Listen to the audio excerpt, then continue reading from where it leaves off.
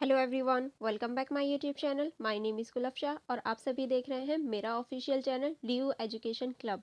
आई hope आप सभी ठीक होंगे। और जैसे कि आप सभी को पता है, आप लोगों के एग्ज़ाम चल रहे हैं, तो ये वीडियो सिर्फ उन बच्चों के लिए जो सच में मेहनत कर रहे हैं और उन्होंने इतने सारे कमेंट करे कि मैम ये वाली बुक की भी बना दीजिए। तो ये वाली जो हमारी वीडियो है, ये बीए प्रोग्राम के बच्चों की है। सेमेस्टर 5th है हमारा, और जो हमारी बुक का नाम है वो है अंडरस्टैंडिंग गांधी।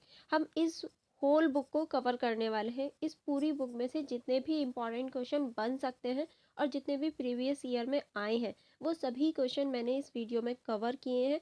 हो सकता है क्वेश्चन की थोड़ी बहुत लैंग्वेज चेंज हो जाए, लेकिन जो आंसर है वो एज इट इज़ ऐसे ही लिखा जाता है। बस आपको क्वेश्चन के मेन पॉइंट को देखना है कि हाँ, वो पूछ क्या रहा है। और सारे ही क्वेश्चन में जो इम्पॉर्टेंट क्वेश्चन है, जो प्रीवियस ईयर में आए हैं और जो इम्पॉर्टेंट क्वेश्चन बन सकते थे आपकी इस बुक में से, वो सारे ही क्वेश्चन मैं इस वीडियो में लेकर आई हूँ। अगर आपने अभी तक मेरी वीडियो को लाइक नहीं किया है और मेरे चैनल को सब्सक्राइब नहीं किया है, तो आप फटाफट से लाइक एंड सब्सक्राइब कर दीजिए, ताकि मेरी अपकमिंग जितनी भी वीडियोस हैं वो आपको जल्द से जल्द मिल जाएं और आप एक भी वीडियो मिस नहीं कर पाएँ और आपकी स्टडी जो है वो अच्छी होती रहे और आपके बीए में अच्छे मार्क्स आए। चलिए फिर स्टार्ट करते हैं बिना टाइम वेस्ट किए। हमारा जो फर्स्ट क्वेश्चन है वो है,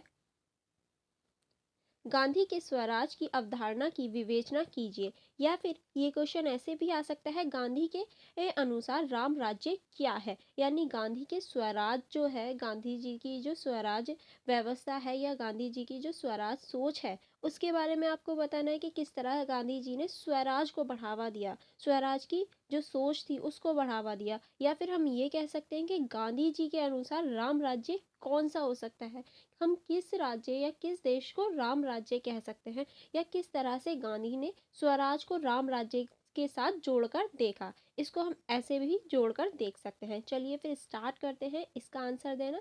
स्वराज वेदों से लिया गया है, जिसका अर्थ होता है आत्मशासन। यानी स्वराज का अर्थ जो है वो आत्मशासन से है। ऐसा नहीं है कोई और हम पे शासन करेगा, नहीं, स्वराज का अर्थ ये है कि आत्मशासन करना, स्वयं खुद पर शासन करना, जैसे कि हमारा लोकतंत्र होता है। गांधी जी के अनुसार स्वराज केवल अंग्रेजों से मुक्ति नहीं, बल्कि सभी प्रकार की स्वतंत्रता है। यह बात उन्होंने अपनी यंग इंडिया नामक पुस्तक 1924 में लिखा। यानी देखिए, गांधी जी का अर्थ जो था स्वराज से, वो सिर्फ ये नहीं था कि अंग्रेजों से मुक्ति मिल जाए तो स्वराज होगा, नहीं, उन सभी चीज़ों से मुक्ति होना जिससे हमारे ऊपर प्रभाव पड़ता है, जो हमारे ऊपर हमारे दैनिक राजनीतिक आर्थिक सामाजिक पहलुओं पर कहीं ना कहीं प्रभाव डालती हैं, तो वो क्या है, स्वराज है। और इस बात को गांधी जी ने अपनी जो बुक थी उनकी यंग इंडिया नामक बुक, जो कि उन्होंने 1924 में लिखी थी, उसमें इस बारे में बताया है।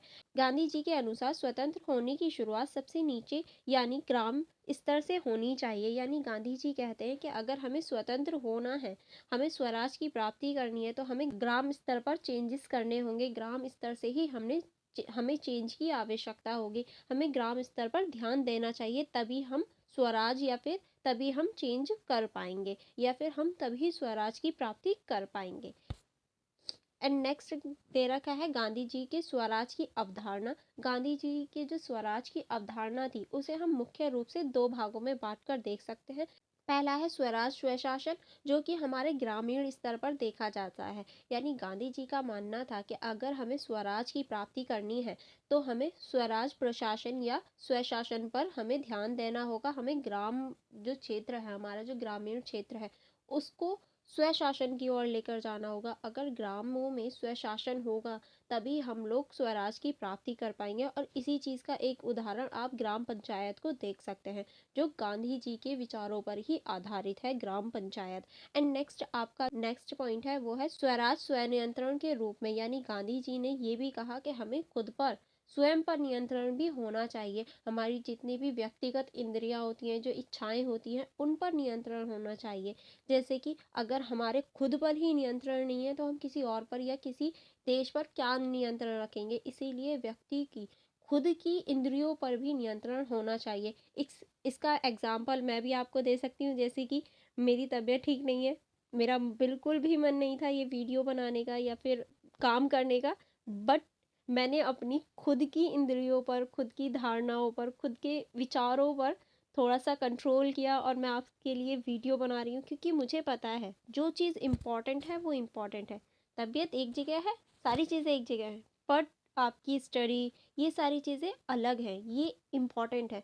तो जब भी व्यक्ति इम्पॉर्टेंट में और गैर इम्पॉर्टेंट में, सही और गलत में फ़र्क करना सीख जाएगा, तभी वह स्वराज की प्राप्ति कर लेगा। यही गांधी जी ने भी कहा है, ठीक है?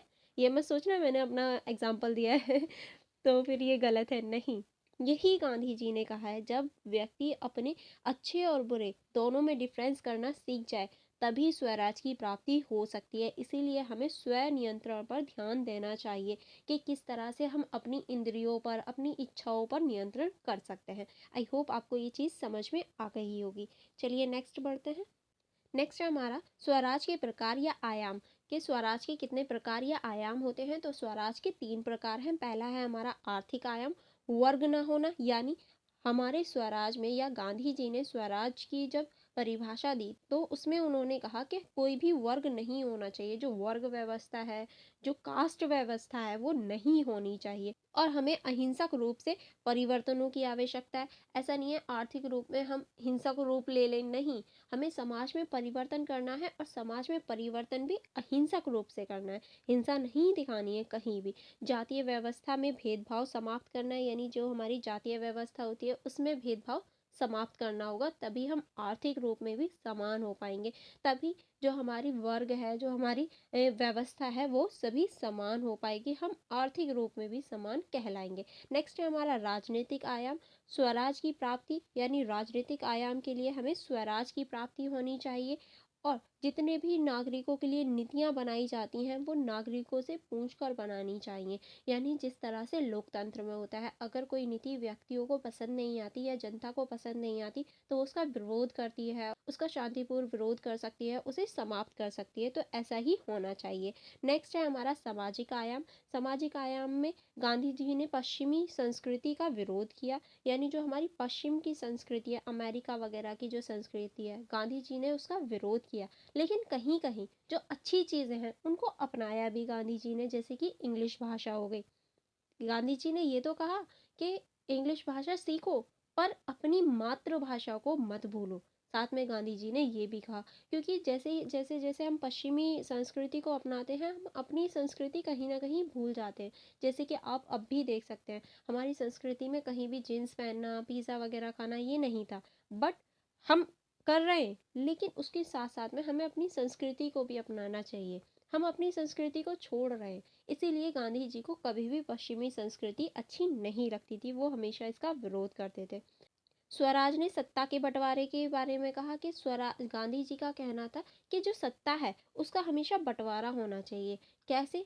ताकि जो सत्ता जो है वो कभी भी क्रूर ना हो जाए। जब सत्ता का बंटवारा होगा ग्राम में, पंचायतों में, राज्यों में और फिर केंद्र में, इन सभी में सत्ता का बंटवारा होगा तो कभी भी जो सरकार है या जो कानून है वो क्रूर नहीं बनेंगे। इसीलिए हमें सत्ता के बंटवारे की आवश्यकता है।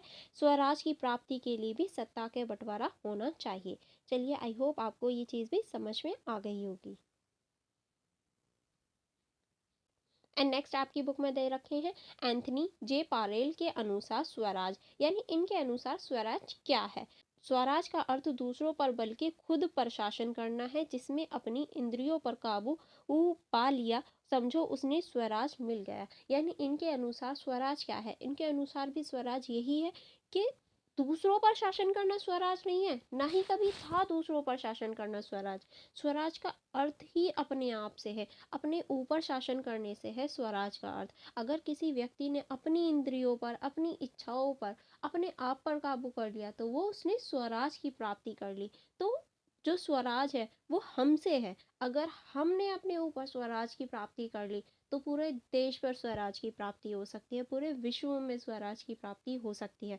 तो इसीलिए इनकी जो सोच है वो गांधी जी से बहुत ज़्यादा सिमिलर है, बहुत ज़्यादा मिलती जुलती है, क्योंकि ये भी अपनी इंद्रियों पर ध्यान देने के लिए, इंद्रियों पर काबू करने की बात करते हैं, और गांधी जी भी। आई होप आपको ये पूरा क्वेश्चन अच्छे से समझ में आ गया होगा। चलिए फिर हम लोग आगे बढ़ते हैं नेक्स्ट क्वेश्चन की तरफ। एंड नेक्स्ट क्वेश्चन है आपका, सत्याग्रह से आप क्या समझते हैं? गांधी द्वारा प्रतिपादित इसकी मूल विशेषताएं बताइए। यानी सत्याग्रह क्या होता है, आपको ये बताना है, और गांधी जी द्वारा जो इसे प्रतिपादित, इसे चलाया गया था, इसकी मूल विशेषताओं के बारे में बताना है। चलिए फिर स्टार्ट करते हैं।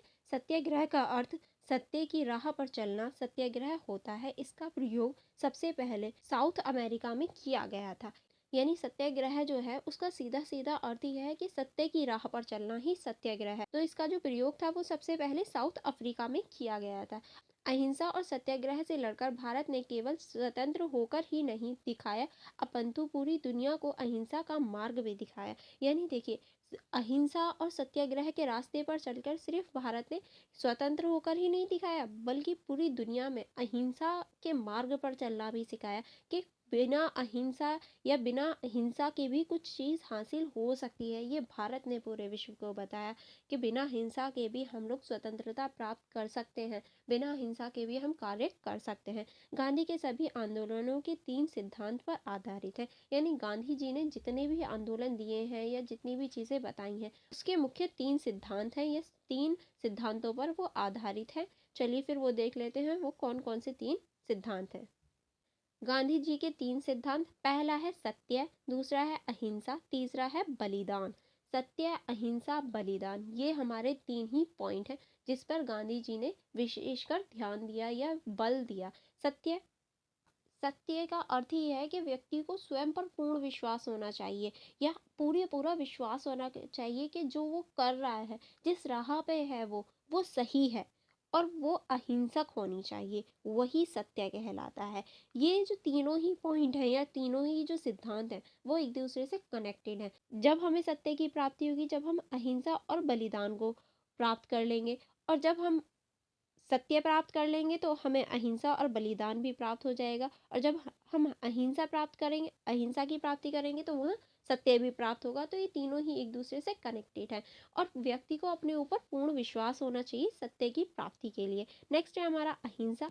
अहिंसा जो है वो सत्याग्रह विरोधियों या फिर जो भी हमारे हिंसक कार्यक्रम होते हैं उनकी जो अवहेलना करता है, उनको बिल्कुल मना करता है अहिंसा। अहिंसा का अर्थ कहीं भी हिंसा से जुड़ा हुआ नहीं है, या फिर किसी से भी घृणा करने का अर्थ नहीं है। अहिंसा का अर्थ है प्रेम पूर्वक सारी चीज़ों को मनवाना। ठीक है। नेक्स्ट है हमारा बलिदान। बलिदान का अर्थ गांधी जी ने प्रेम से कहा है। प्रेम सत्याग्रह का आधार होता है, बिना बलिदान दिए हम कुछ भी हासिल नहीं कर सकते। यही गांधी जी ने कहा है कि बलिदान और प्रेम दोनों ही एक समान है, और अगर हमें कुछ भी हासिल करना है तो हमें बलिदान देना होगा, कभी ना कभी किसी ना किसी चीज़ का, जिस तरह से हमें प्रेम में देना होता है। तो गांधी जी ने बलिदान को बिल्कुल प्रेम के साथ जोड़कर दिखाया है। सत्य, अहिंसा और बलिदान, ये तीनों ही गांधी जी की विशेषताएं थी, उनके आंदोलनों की विशेषताएं थी। क्योंकि हम जितने भी गांधी जी के आंदोलन देखेंगे उसमें उन्होंने सत्य, अहिंसा और बलिदान, इन तीनों पर ही फोकस किया है, इन तीनों को ही अपनाया है। गांधी जी की मूल अवधारणाएं, कि गांधी जी ने कौन कौन सी मूल अवधारणाएं दी थी, कौन कौन सी धारणाएं थी उनकी। अब हम उनको देखते हैं। पहला है हमारा सविनय अवज्ञा। सविनय अवज्ञा के अंतर्गत विनम्रता पूर्वक किसी भी कार्य को या किसी भी चीज़ को मना करने से है, कि हम वो चीज़ नहीं करेंगे, वही सविनय अवज्ञा थी, जिसमें हम विनम्रता पूर्वक किसी भी कार्य को करने से मना करते हैं, बिना भेदभाव, बिना लड़ाई के, बिना झगड़े के, बस प्यार से वो चीज़ मना कर देते हैं कि हाँ हम वो चीज़ नहीं करेंगे। फिर है हमारा असहयोग। गांधी ने असहयोग आंदोलन 1920 में चलाया था, ताकि अंग्रेजी शासन का अंत हो सके। असहयोग का अर्थ है किसी भी चीज़ में सहयोग ना देना, अपने सहयोग को मना कर देना, अपने कार्य स्थलों पर जाना बंद कर देना, अपने जो सहयोग होता है उसको ख़त्म कर देना ही असहयोग कहलाता है। और गांधी जी द्वारा असहयोग 1920 में चलाया गया था। फिर है हमारा सामाजिक बहिष्कार। किसी सरकार द्वारा किसी व्यक्ति या समूह का, या किसी समूह द्वारा किसी व्यक्ति का बहिष्कार कर देना ही सामाजिक बहिष्कार होता है, या फिर किसी चीज़ का बायकॉट करना भी सामाजिक बहिष्कार के अंतर्गत आता है। फिर आता है हमारा हड़ताल। सरकार से अपनी बातें मनवाने के लिए दुकान, कारखाने, शिक्षा तथा सभी ज़रूरत की चीज़ों को बंद कर देना ही हड़ताल कहलाता है, जिसमें हम जितनी भी हमारी ज़रूरत की चीज़ें होती हैं उनको बंद कर देते हैं, उनको समाप्त कर देते हैं, वही हड़ताल कहलाती है। नेक्स्ट है हमारा धरना। समाज में बेकार नीतियों को खत्म करने के लिए सभी लोगों को एक साथ लाना, सभी लोगों द्वारा किसी चीज का विरोध करना ही धरना कहलाता है, शांतिपूर्वक। ठीक है, शांतिपूर्वक करना ही धरना कहलाता है। फिर आता है हमारा उपवास। उपवास के अंतर्गत क्या होता है, कोई भी पर्टिकुलर आदमी या कोई भी समूह भूखा रहता है और सरकार को अपनी नीतियों या फिर अपनी बातें मनवाने के लिए मजबूर किया जाता है। और उपवास जो होता है वो सत्याग्रह का अंतिम साधन होता है। जब ऊपर के जी जितने भी साधन हैं ये नहीं कार्य करते, जब उपवास को अपनाया जाता है, जब ही हम उपवास को रखते हैं और सरकार द्वारा अपनी बातों को मनवाने पर दबाव डालते हैं। आई होप आपको ये क्वेश्चन भी पूरा समझ में आ गया होगा। चलिए अब हम लोग नेक्स्ट क्वेश्चन देख लेते हैं। नेक्स्ट क्वेश्चन है आपका, गांधीवादी चिंतन की राष्ट्रवाद की अवधारणाओं का आलोचनात्मक परीक्षण कीजिए। यानी जो हमारी राष्ट्रवाद की अवधारणा है उनका आपको आलोचनात्मक चिंतन करना है। अब देखिए, ये गांधीवादी चिंतन की राष्ट्रवादी अवधारणाओं के बारे में बात कर रहा है। जो भी हमारी राष्ट्रवादी अवधारणाएं होती हैं उस सभी क्वेश्चन में आप ये आंसर फिट कर सकते हैं। ये बिल्कुल परफेक्ट आंसर होगा। चलिए फिर हम लोग इसको देख लेते हैं। राष्ट्रवाद एक ऐसी सशक्त भावना है जो किसी राष्ट्र के प्रति उनके नागरिकों की निष्ठता प्रेम की भावना देता है। यानी राष्ट्रवाद एक ऐसी भावना है जो किसी व्यक्ति या किसी नागरिक को अपने देश के प्रति निष्ठा और प्रेम की भावना दिखाता है कि हाँ, हम अपने देश के लिए कुछ कर सकते हैं। अपने देश की जो भावनाएं होती हैं, प्रेम भावना होती है, उसको दिखा सकते हैं। इसका आप लोग उदाहरण भी देख सकते हैं। राष्ट्रवाद कोई ऐसी चीज नहीं है जिसे हम शो करें या फिर जिसे हम दिखाएं। राष्ट्रवाद तो एक ऐसी भावना है जो व्यक्ति के अंदर होती है। जैसे कि अभी हमारा कोविड-19 का टाइम था, वैसे पड़ोसी पड़ोसी या फिर हम आसपास के लोग एक दूसरे के बारे में ना जानते ना कुछ, लेकिन कोविड-19 के समय हम सभी ने एकजुट होकर एक दूसरे की हेल्प करी। कितने लोगों ने कितने सारे लोगों की हेल्प करी, जानते नहीं थे फिर भी हेल्प करी। क्यों? क्योंकि हमारा एक रिश्ता है उनसे, एक देश के हैं। हमारी जो राष्ट्रीय भावना है वो पैदा हुई। अगर सपोज कीजिए किसी देश में युद्ध हो जाए या फिर कोई आक्रमण कर दे, तो उस टाइम पे जो भावना उत्पन्न होती है कि हाँ, बस सामने वाले को देखते ही मन करता है कि हाँ, हमें उसकी हेल्प करनी चाहिए। जो भावना पैदा होती है वही राष्ट्रवाद की भावना होती है। क्यों? क्योंकि वो हमारे देश का है। क्योंकि वो कहीं ना कहीं हमारी मातृभूमि का ही इंसान है, इसीलिए हम उसकी हेल्प करना चाहते हैं। तो वही राष्ट्रवाद की भावना कहलाती है या फिर राष्ट्रवाद कहलाता है। आई होप आपको राष्ट्रवाद अच्छे से समझ में आ गया होगा। नेक्स्ट है हमारा गांधीवादी राष्ट्रवाद की विशेषताएं। यानी जो गांधीवादी राष्ट्रवाद है उसकी क्या विशेषता है। भारत में चंपारण सत्याग्रह ऐसे लेकर खेड़ा सत्याग्रह, सविनय अवज्ञा आंदोलन और भारत छोड़ो आंदोलन तक गांधी राष्ट्रवाद का हिस्सा रहे। यानी देखिए, ये जो जितने भी आंदोलन गांधी जी द्वारा चलाए गए थे, जैसे कि हमारा चंपारण सत्याग्रह हो गया, खेड़ा सत्याग्रह हो गया, सविनय अवज्ञा आंदोलन हो गया, भारत छोड़ो आंदोलन हो गया, इन सभी लोगों ने इसमें भागीदारी दी। तो वो क्या थी, वो एक राष्ट्रवाद की भावना थी कि ये हमारे राष्ट्र के लिए है, हमारे लिए है, इसीलिए तो सभी लोगों ने पार्टिसिपेट किया। तो यही भावना क्या है, राष्ट्रवाद की भावना है। गांधी जी ने जनता को जागरूक करके उनकी जो भागीदारी थी उसको सुनिश्चित की, उसको बढ़ाया। जनता की भागीदारी को बढ़ाने का इन्होंने प्रयास किया था। नेक्स्ट है हमारा, गांधी ने वसुधैव कुटुंबकम की राष्ट्रवाद की प्रमुख हिस्सा बने। यानी गांधी जी जो थे वो राष्ट्रवाद की जो वसुधैव कुटुंबकम है, इस पर उन्होंने बल दिया कि किस तरह से हम अपने राष्ट्र को वसुधैव कुटुंबकम के रास्ते पर चल सकते हैं। यानी पूरा जो विश्व है वो एक कुटुंब है। पूरा विश्व या पूरा भारत एक कुटुंब की तरह है, जिसमें हमें सभी को अपने भाई बहनों की तरह ट्रीट करना है, सभी को अपने मित्रों की तरह ट्रीट करना है। ठीक है। नेक्स्ट है हमारा, आर्थिक पुनर्निर्माण को गांधी अंतिम आवश्यकता नहीं मानते थे, बल्कि इस स्वदेश पर अधिक बल देते थे। यानी जो गांधी जी थे वो आर्थिक पुनर्निर्माण को कभी भी अंतिम अवसर नहीं मानते थे कि हाँ, हमें अंतिम अवसर है आर्थिक पुनर्निर्माण। उनकी सोच थी कि जो मशीनीकरण है, जो औद्योगिकरण है, जो पश्चिमीकरण है, उसे हमें कम करना चाहिए और स्वदेश पर अधिक बल देना चाहिए, स्वदेश को बढ़ावा देना चाहिए। और जो हमारी मशीनीकरण है, जिसकी वजह से लोगों का रोजगार छिन जाता है, जो हमारा औद्योगिकरण है, वो बेशक हमें प्रगति की ओर लेकर जा रहा है, हमारी तरक्की कर रहा है, लेकिन वो कहीं ना कहीं बेरोजगारी का भी कारण है। तो इसीलिए गांधी जी उसे मना करते थे, उसका विरोध करते थे। नेक्स्ट है हमारा, राष्ट्रवाद ने उनकी राजनीतिक चिंता को भी झलकाया है। उसके केंद्र में हमेशा मानव कल्याण को रखा गया। यानी गांधी जी का मानना था कि जो राजनीतिक हमारी चिंता है, जो राजनीति है, उसमें हमेशा मानव को केंद्र मानना चाहिए। किसी भी देश के मानव जो होते हैं वो उसका केंद्र होते हैं और उसी पर हमें बल भी देना चाहिए। नेक्स्ट है हमारा सांस्कृतिक स्वराज के पक्षधर, यानी गांधी जी ने जो सांस्कृतिक स्वराज है उसके पक्ष में भी बातचीत की कि हमें हमेशा ही अपनी संस्कृति को बढ़ावा देना चाहिए, अपनी भाषा को बढ़ावा देना चाहिए, अपनी बातचीतों में अपनी जो हमारी हिंदी भाषा है, हमारी जो संस्कृति है, हमारी जो बातचीत का तरीका है, हमें वो अपनाना चाहिए। जो हमारी पश्चिमी संस्कृति है उसको नहीं। हमें अपनी कुछ चीज़ों में पश्चिमी चीज़ें अच्छी हैं पर हर चीज़ में नहीं, क्योंकि हमारी खुद की भी अपनी पहचान है। अगर हम सारी ही पश्चिमी चीज़ों को अपना लेंगे तो क्या हमारी खुद की कोई पहचान रह जाएगी? नहीं। तो इसीलिए हमें अपनी संस्कृति के स्वराज को भी बढ़ाना चाहिए, अपनी संस्कृति पर भी ध्यान देना चाहिए कि किस तरह से हम अपनी शिक्षा, अपनी संस्कृति, अपनी भाषा को अपना सकते हैं, अपनी चीज़ों को बढ़ा सकते हैं, बचा सकते हैं। इस बात पर भी गांधी जी ने विचार दिया।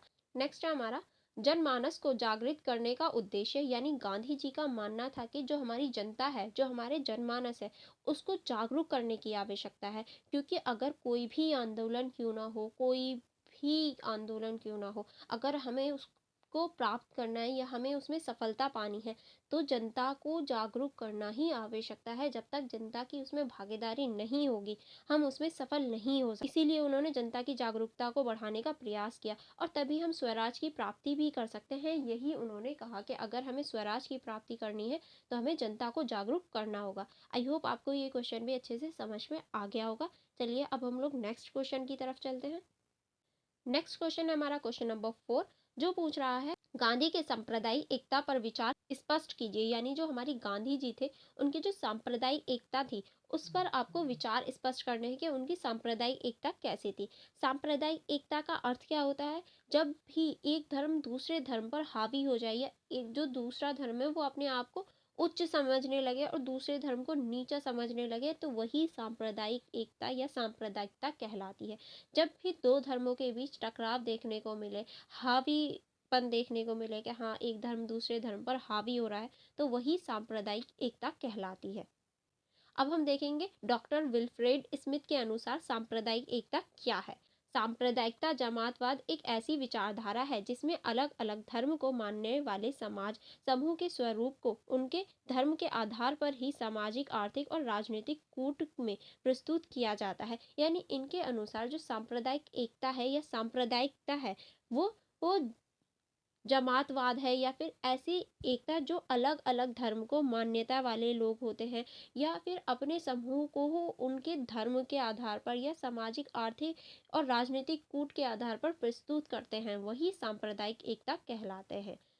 गांधी जी का मानना था कि सांप्रदायिक एकता न केवल ऐतिहासिक रूप से जरूरी है बल्कि सामाजिक रूप से भी जरूरी है। यानी जो हमारी सांप्रदायिक एकता है वो ऐतिहासिक रूप से ही जरूरी नहीं, सामाजिक रूप से भी जरूरी है। एकता को प्राप्त करके अहिंसा को वो पाया जा सकता है। अहिंसा के लिए यानी अहिंसा रूप को अपनाने के लिए हमें एकता की आवश्यकता पड़ती है जो कि बहुत ज़्यादा ज़रूरी हो जाती है। और गांधी जी का मानना था कि गांधी जी जो थे वो सभी धर्मों को समान मानते थे, सभी धर्मों का उन्होंने अध्ययन किया था। यहाँ तक कि उन्होंने गांधी जी ने मुस्लिम जो धर्म होता है उसका भी एक अध्ययन किया था, उसको भी उन्होंने पढ़ा था। और हिंदू मुस्लिम जो एकता है उस पर गांधी जी ने बल दिया था और गांधी जी ने मुस्लिम धर्म को अपनाया, उसे उसका अध्ययन किया। मैं ये नहीं कह रही हूँ कि गांधी जी मुसलमान थे या एंड ऑल। कभी आप फिर बोलो कि मैम आप तो मुसलमानों को बढ़ावा देती हो या ऐसा कुछ नहीं। नहीं, गांधी जी का अर्थ था या गांधी जी का कहना था कि मैं हिंदू नहीं हूँ, मैं हिंदू, मुसलमान, सिख, जैन धर्म सभी हूँ। मैं सब धर्मों को मानता हूँ।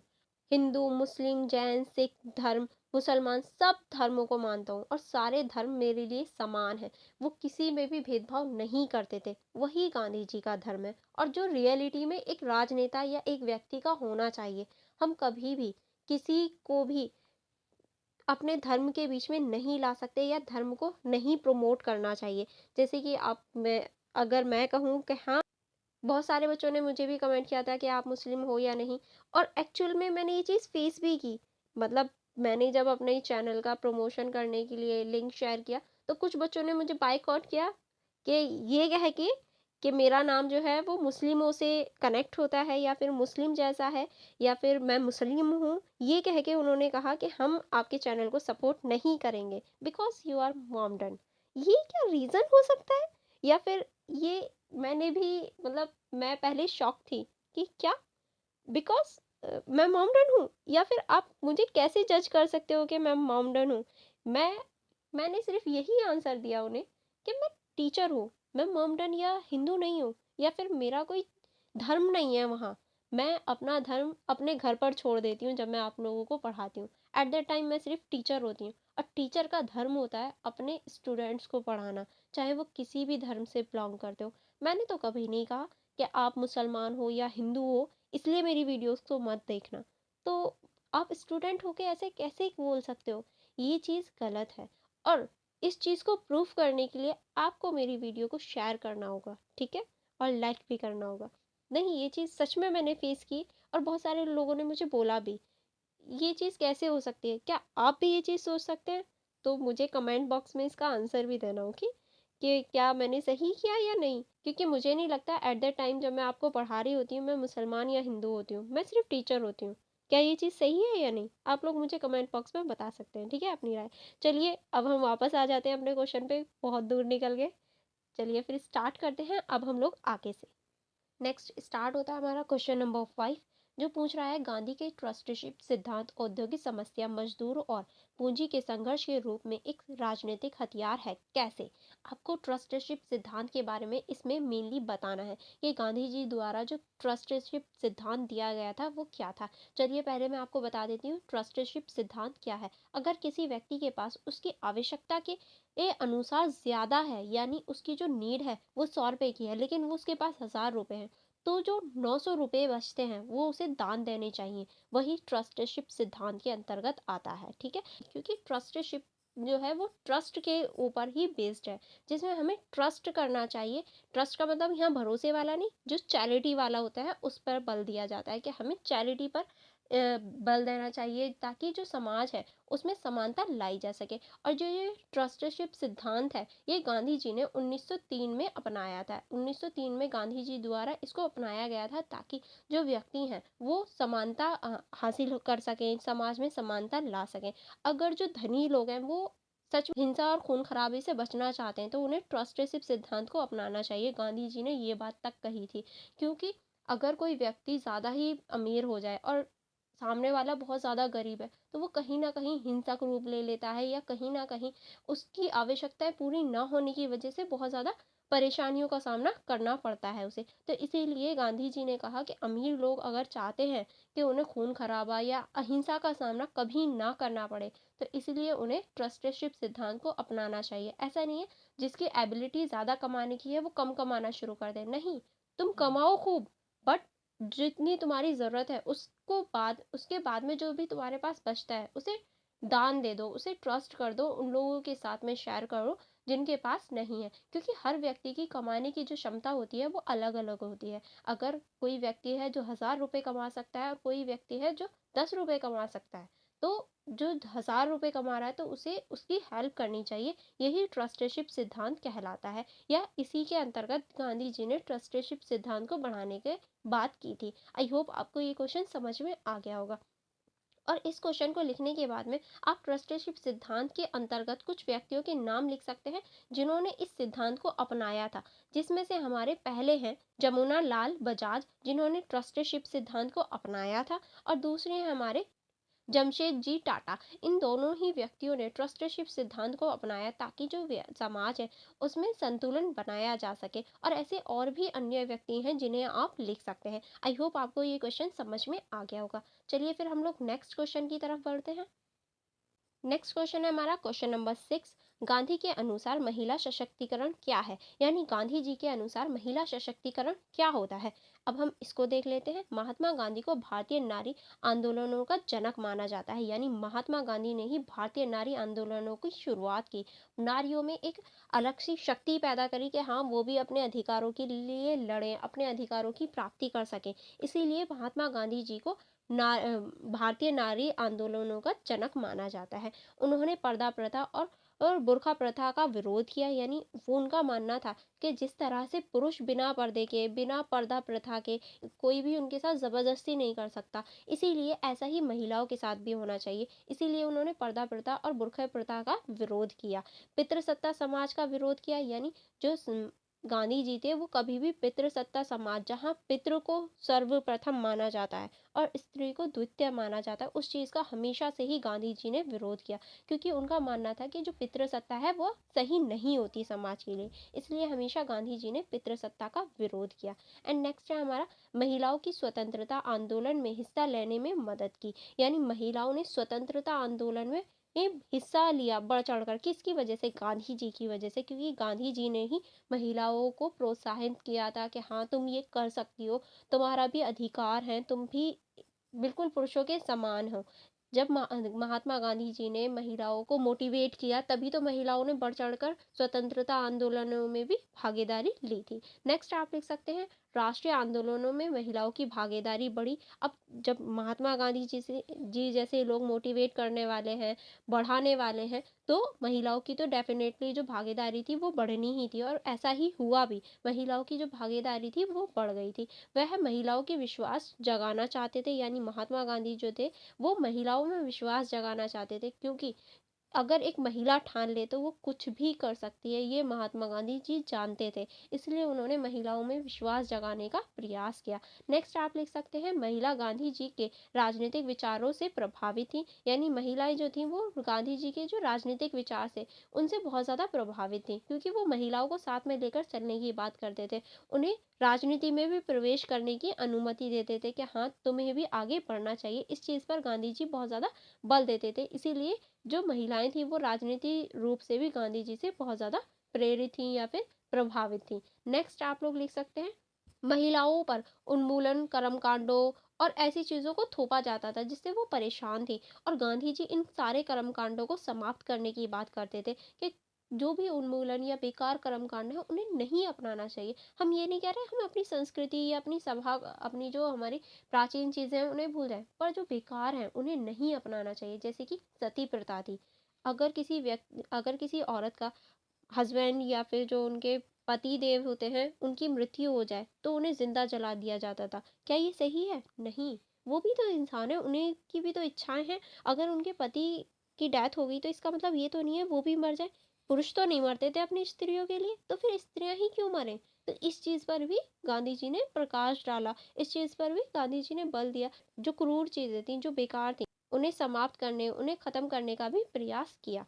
नेक्स्ट आप लोग लिख सकते हैं, 85% भारतीय महिला अंधकार और अज्ञानता के अंधेरे में डूबी थी, यानी उस टाइम पे 85% महिलाएं ऐसी थी जो अंधकार, जो बिल्कुल अज्ञान थी, जिन्हें ज्ञान की प्राप्ति नहीं थी, इन सब में डूबी हुई थी। तो इसीलिए गांधी जी ने उन्हें उनसे निकालने और उन्हें आगे बढ़ाने का प्रयास किया, ताकि जो उनका जीवन है वो सुलभ हो सके, उन्हें नई नई चीज़ों की प्राप्ति हो सके और वो भी समाज में एक भागीदार बन सके। आई होप आपको ये क्वेश्चन भी अच्छे से समझ में आ गया होगा। चलिए फिर हम लोग आगे आपके नेक्स्ट क्वेश्चन की तरफ बढ़ते हैं।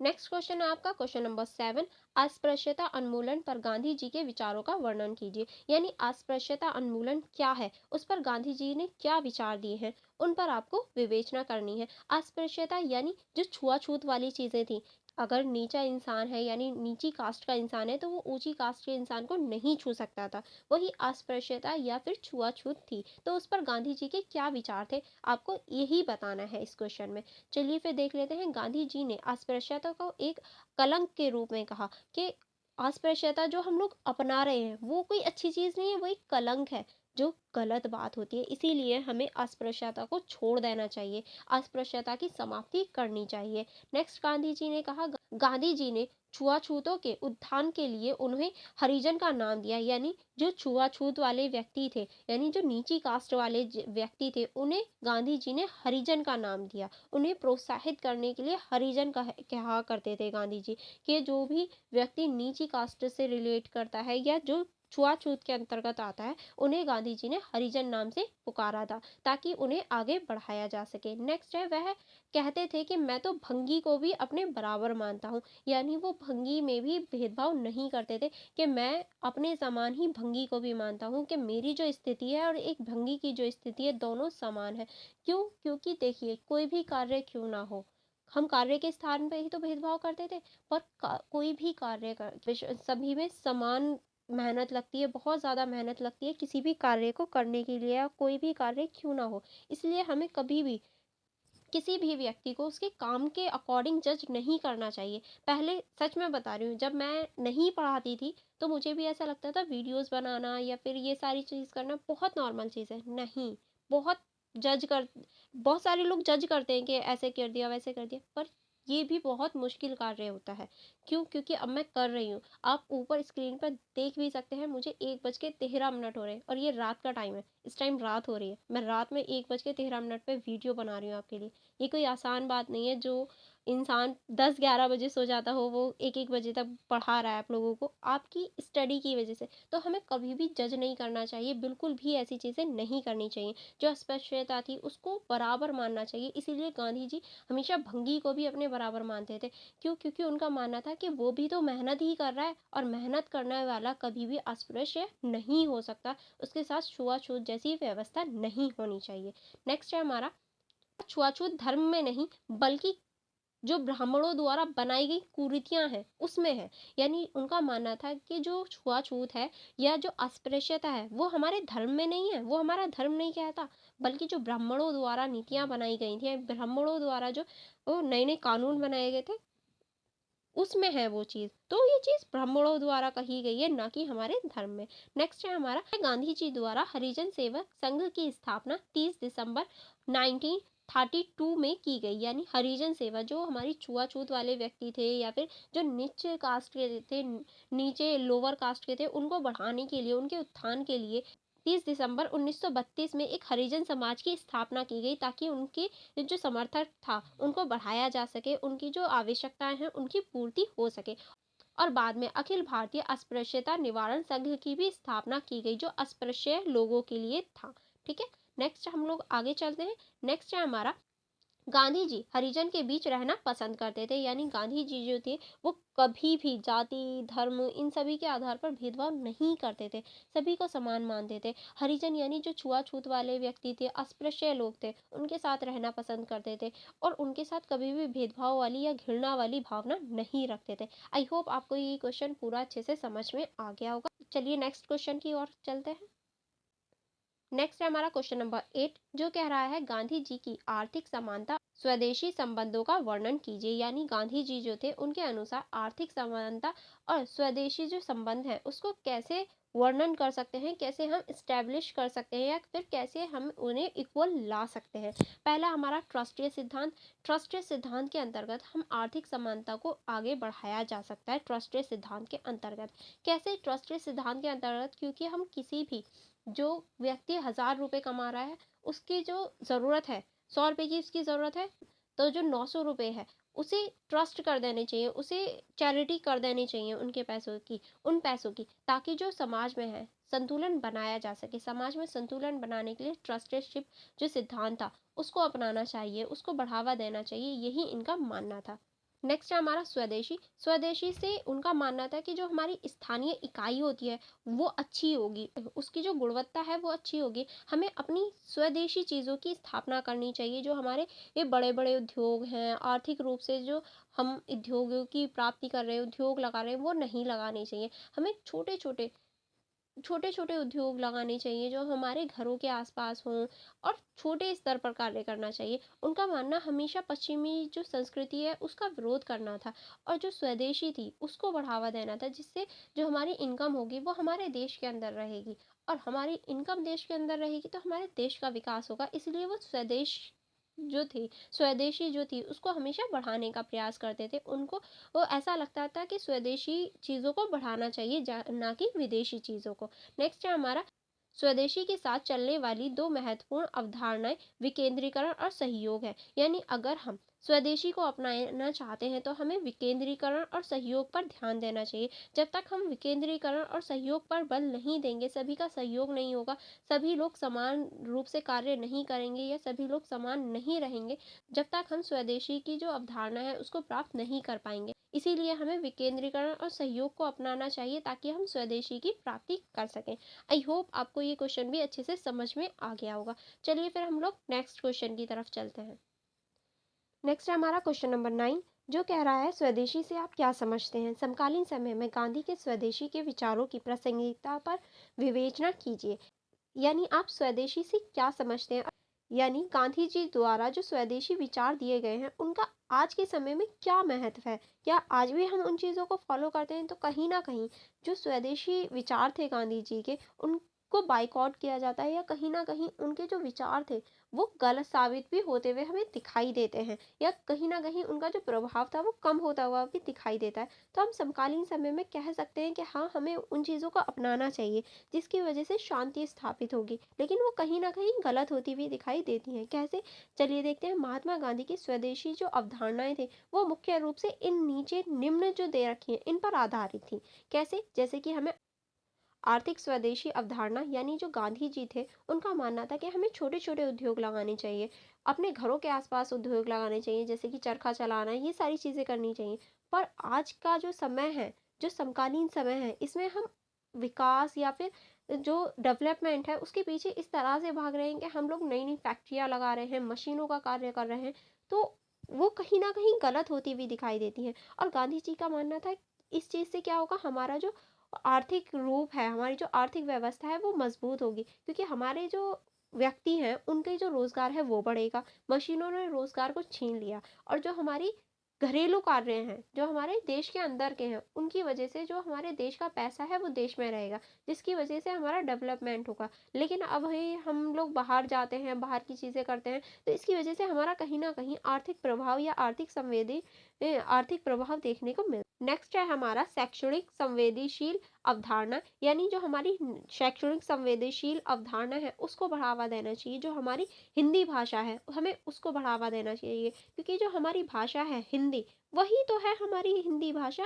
हम क्यों अंग्रेजी पर फोकस देते हैं, क्यों हम अंग्रेजी को बढ़ावा देते हैं? क्योंकि हमारी तो हिंदी है, हमें हिंदी पर बल देना चाहिए, क्योंकि वो हमारी संस्कृति से रिलेटेड है, हमारे अपनेपन से रिलेटेड है। जो हमारी शैक्षणिक संवेदनशील है उसको बढ़ावा देना चाहिए। लेकिन आज क्या हो रहा है, आजकल हमें इंग्लिश को महत्व दे रहे हैं, जो कि कहीं ना कहीं हमें इस समकालीन समय में चिंता, या फिर हमारे जो गांधी जी थे उनकी जो विचार थे, उनकी आलोचना या फिर उनके जो विचार थे उनको बदलते हुए देख रहे हैं। नेक्स्ट है हमारा सांस्कृतिक स्वदेशी अवधारणा। यानी हमारी जो सांस्कृतिक चीज़ें हैं हमें वो अपनानी चाहिए। हम वेस्टर्न चीज़ों की तरफ जा रहे हैं, वेस्टर्न कल्चर को अपना रहे हैं। ऐसा नहीं है हम अपनी प्रगति ना करें, हम अपनी प्रगति तो करें लेकिन अपनी संस्कृति, अपनी सभ्यताओं को ना छोड़ें। हमें अपनी संस्कृति, हमें अपनी सभ्यताओं को भी लेकर चलना चाहिए। नेक्स्ट, राजनीतिक स्वदेशी अवधारणा। गांधी जी का मानना था कि सभी दलों को एक पारदर्शी होना चाहिए, एक बिल्कुल